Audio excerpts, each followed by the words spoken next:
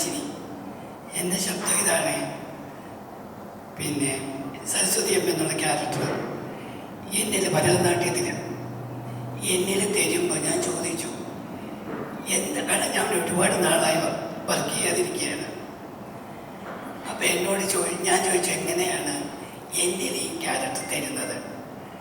കൃഷ്ണദാസ് എഴുതി വെച്ചിരുന്നത് തന്നെ ഈ ക്യാരക്ടർ സരസ്വതി അമ്മ കലാരഞ്ജിനി. അതെന്ത് വിശ്വാസമാണെന്ന് എനിക്കറിയില്ല. അത് എന്നിൽ കൊടുത്ത വലിയൊരു ക്യാരക്ടർ അത് മാക്സിമം ചെയ്യാൻ പറ്റിയെന്നാണ് ഞാൻ വിശ്വസിക്കുന്നത്. പിന്നെ ഞങ്ങളുടെ ഗ്രൂപ്പിൻ്റെ ഈ ഒരു സഹകരണം, അതാണ് ഇതിൻ്റെ വിജയം.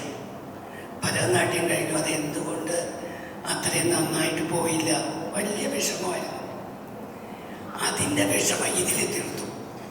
ഞങ്ങളെല്ലാവരും ഓരോരുത്തരും ഒറ്റക്കെട്ടായിട്ട് നിന്നാണ് ഇത് ഇത്രത്തോളം നന്നാക്കാൻ ശ്രമിച്ചത്.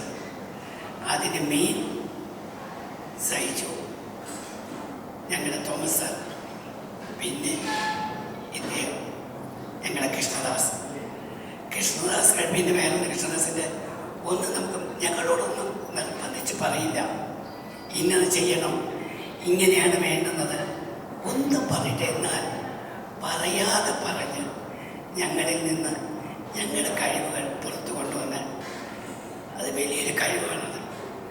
അദ്ദേഹത്തിന് നന്ദി. ഈ ഒരു ക്യാരക്ടർ തന്നതിനും എൻ്റെ ശബ്ദം സാധാരണ എല്ലാവരും ധൈര്യത്തോടെ പറയില്ല, ഈ ശബ്ദം തന്നെ വേണമെന്ന് പറഞ്ഞ് ഇതിനെ എനിക്കൊരു ധൈര്യം തന്നത്. ഭയങ്കര മടിയായിരുന്നു എൻ്റെ ശബ്ദം പുറത്തു കൊണ്ടുവരാൻ, ആരോടെങ്കിലും സംസാരിക്കാൻ, മൈക്കിൻ്റെ മുമ്പിൽ നിൽക്കാൻ ഭയങ്കര മടിയായിരുന്നു.